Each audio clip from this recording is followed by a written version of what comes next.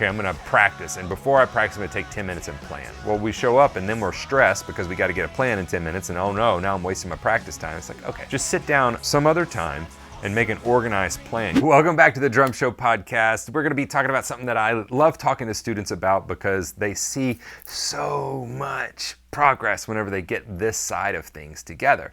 And it's like they come in and I'm like, okay, so what is your plan for the next 6 months? They're like, well, I hadn't thought about that. It's like, okay, let's think about that. And oftentimes with online learning, this is one of the biggest issues is there's no overall plan. It's more of a knee-jerk reaction. If there is a plan, and there's really not much of a plan beyond a week or two.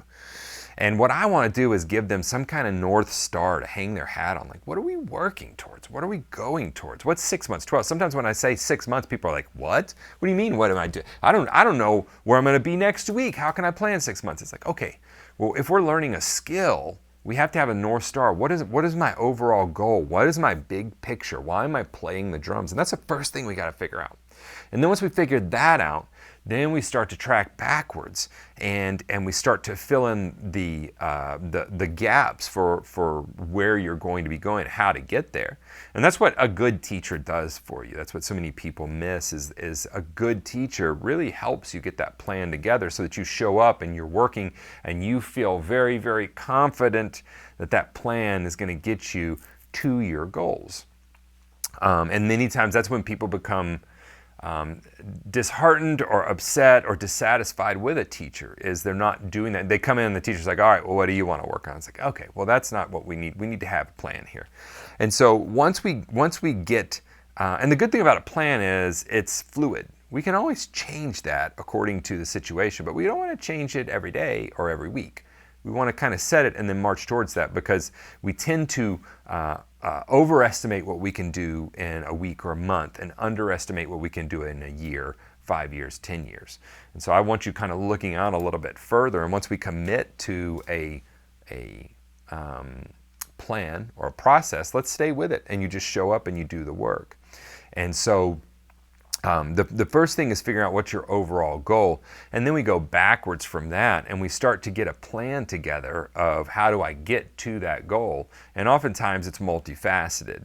And so I suggest that you take time outside of your practice time. The mistake we make with, sometimes I see this with drum tuning as well, or sometimes like setting up your drums or things like that, and how that relates to this is I really don't like prepping for a recording session right before I'm doing the recording session.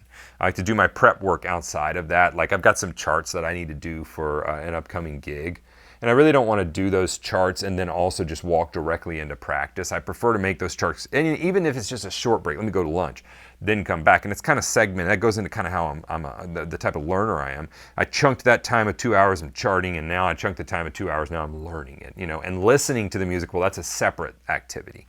And so that's kind of goes into my planning, but it's better if we set up a time to plan instead of going, okay, I'm going to practice, and before I practice, I'm going to take 10 minutes and plan. Well, we show up and then we're stressed because we got to get a plan in 10 minutes, and oh no, now I'm wasting my practice time. It's like, okay, just sit down some other time and make an organized plan. Get everything in your brain out on paper, write it down, and then start to organize those thoughts and those goals and those issues. And the little things will come up like, oh, I got to replace the strainer on my snare. Oh man, there's a lot of wood chips, but I need a vacuum. So you have all these physical things, and then you start having like, how am I ever going to get to where I can play with other people? Oh, I got to learn that hand and foot. I haven't learned that rudiment yet.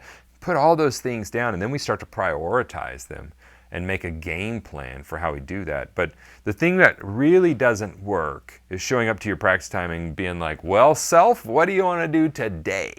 It's like, okay, if we want this to be successful, let's put a little bit more planning into it. Let's put a little bit more thought into it. Let's put a little bit more purpose into it. My dad had a saying, he used to take groups of people on mission trips. I remember the saying till the day I died. He would always say, because you've got 30 people and you're trying to get through an airport in Botswana, and he's like, move with a purpose. I would always hear him say, people, move with a purpose. And in other words, you can have a group of people just moving, and he's like, we're all moving, but we're not doing anything productive. Let's move with a purpose. We're going towards the gate now. We got a plane to get on, right? So that's what we want to do. And that looks like having a plan to, let's say, I started playing the drum. This is just fictional, something I've heard from students. I started playing the drums because my buddy started a band and the drummer quit and they needed a drummer. And I told him that I would do it. Okay, cool. That's our North Star. You want to play with your buddy's band. Now that North Star may change sometime, but that's your North Star for now. In your practice time and in your lesson time, everything would be geared towards getting you prepped to play with your buddy's band. Everything. Well, that's not the proper way to teach it. You should be teaching technique. I don't believe in that. I believe that we need to teach to where the person wants to go. And as we're teaching through that, I incorporate the technique and things that I, as a teacher and player, know that they need to know. In other words, I can't play this song. Oh, cool. There's a better technique to play the hi-hat with. That's why you can't play that song at that BPM. Then we lead the horse. I let the songs lead the horse to water, if you will. And so that's our North Star. And then it's like, okay, well, what are the skills you need to play? What kind of music do they play? Oh, well, it's a country band. These are literal examples. It's a country band. I'm gonna play my buddy's country band. Okay, cool. Country music is not considered the world's most complex music, so there's some skills that I, as a teacher, need to approach with that person. Then we lay out a plan. Cool. Here's the groove we're gonna learn here. Here's where we're gonna learn this skill, and by X number of months, you're gonna be up and playing with your buddy's band. I can get a person ready to play with musicians very, very quickly. My son started playing the drums, and he was playing on stage with another group of people within 6 to 8 months, like playing on stage in front of people and doing fine. And it wasn't 4 hours a day. It was, he was like 12 or 13 at the time. So it was as much as a 12 or 13-year-old could do that is totally interested in other stuff. And so you can get up to those goals faster than you think if you're organized. So every time you show up, you basically open up a book and you're like, there's where I'm going. And you keep a practice log. There's where I'm going. And that's what I try to get through to people, and that's why I teach with so many processes. I teach with a system. It's like, okay, the next thing you do in this exercise is this. I teach things. I've had an online drum school now for 13 years, since 2011. We've had tens of thousands of people go through it, and I love my students. I've actually got a call with them right after this, and part of that I try to instill in them is like, look, I've broken this program up, and I teach these certain concepts like assembly lines. Assembly lines is an organized way to go through a exercise so that this thing can look like the rest of things, and you're playing, and it goes through some things called zoning, which is cutting up the drum kit in certain ways. So you can, now I'm on my floor tom, my snare, now I'm on my high tom, my snare, now I'm on my two toms, now I'm on my hi-hat, and you work your way around the kit in an organized way. So the next day you show up and you're like, okay, I'm on step 3 and I'm in zone 4 and it's this exercise, let's go. This podcast is brought to you by the Drum Better Daily program. That's actually my online drum school that I've run now for 12 plus years. Not only have I been playing the drums professionally since the age of 15, I've been teaching since the age of 18. Matter of fact, I talked to one of my first student a few days ago. I actually called him to see if he could sub a gig out for me. Daniel, love you, man. And he's still playing. He's still doing it on a pro level.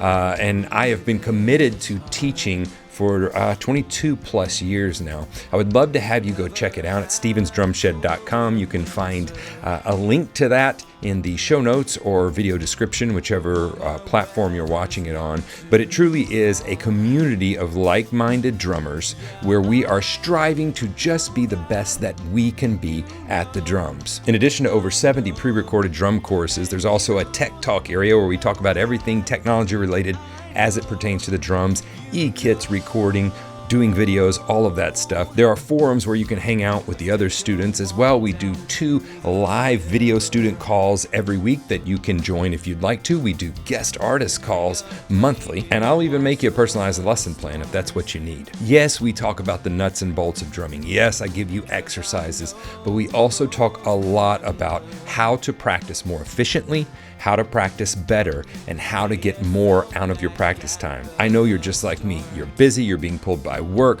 by family, by friends, by other responsibilities. Whenever you practice, you really want to see gains and have it be productive. That is what we focus on in the Drum Better Daily program. I'll have to say personally, it's been really cool because some of these students I've worked with for over 12 years, we started running drum camps here in 2022, and I got to meet some of them in person for the first time. Those drum camps have been selling out, blowing my mind with how much fun they are and how great a time it is to bring the community together in person. I'd love to have you be a part of it. You know, you have the BPM everything, and even systematically how we work up in BPMs. 1 to 2 BPMs at a time. Don't skip 10 BPMs at a time. That's failure, right? You want 1 to 2 BPMs because it's hard for your brain to notice even that slight change. But all that comes to having a plan, and that comes from having a purpose, right? So we have that purpose, and then take time outside of your practice time to write down all of your ideas and thoughts. Get them all out. Just puke them all up on the page, and no good or bad or right or wrong. And then we start organizing those into physical tasks. So this is a physical task, tuning the drums, replacing drum heads, cleaning the drums, vacuuming the carpet, dealing with drum height and throne height. Those are physical issues. You may have some, I need to find the material to work on. Okay, well that's another. You may have some research-based ones like that, or I need to get 4 or 5 songs to learn so that I have this list of 4 or 5 songs that I'm going through.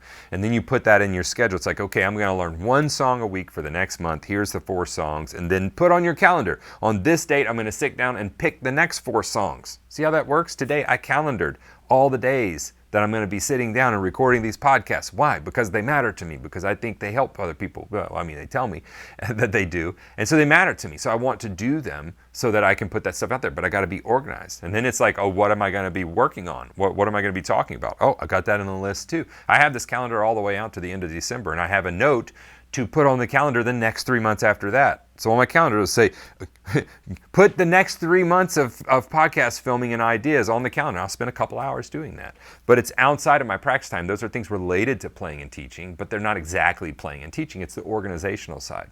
So take a little time outside of your practice time and get all that. These are my research things I need to do. These are my physical things I need to do. These are listening. I need to listen to more music. There's the listening stuff that I'm going to need to do.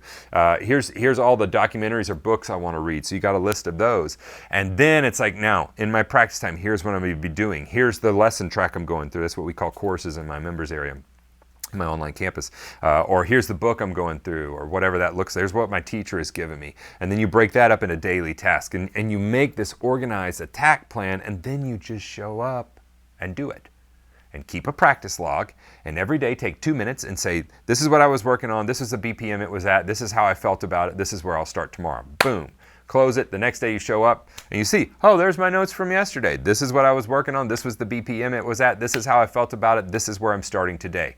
Boom, and you're off to the races. It happens that fast. Practice should not be an emotional time. It doesn't matter how how you feel about your practice time. It's like, Joe, just show up and do the work. Great book called Grit. And it looks at expert performers in different fields, and what did they do to get there? And it said, the thing they did was the next most logical thing, the next best thing. And they said over 10 years, that compounds into this skill that looks like a superpower. When you look at Michael Phelps or somebody like that, but it's not Vinnie Colaiuta. It's not a superpower. They just did the next most logical thing, all right, over a long period of time. So again, don't underestimate what you can do in a year.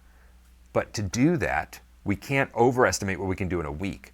So we have to be realistic. Put it on paper, take the time to plan what you're going to do, how you're going to do it. And I tell you, the more time you spend planning, the more success you're going to have in here. Even if that planning takes 2 hours of your day, if you take 2 hours of one day during a week and have the whole next month planned out, it's a very, very productive 2 hours, because now we can get down to playing the drums. And that's what I love doing. If you want some free resources, please check the show notes. We got 30 Days of Better Doubles, 30 Days of Better Singles, Building a Drum Fill Vocabulary. All those are free. And then as well, you can find other stuff about the online drum school, the drum camps we do, and all of that. If you ever have any questions, please email those to help@stevensdrumshed.com. That is why this podcast was started, was to answer your questions. But whatever you do, go practice, and I'll see you in the next episode.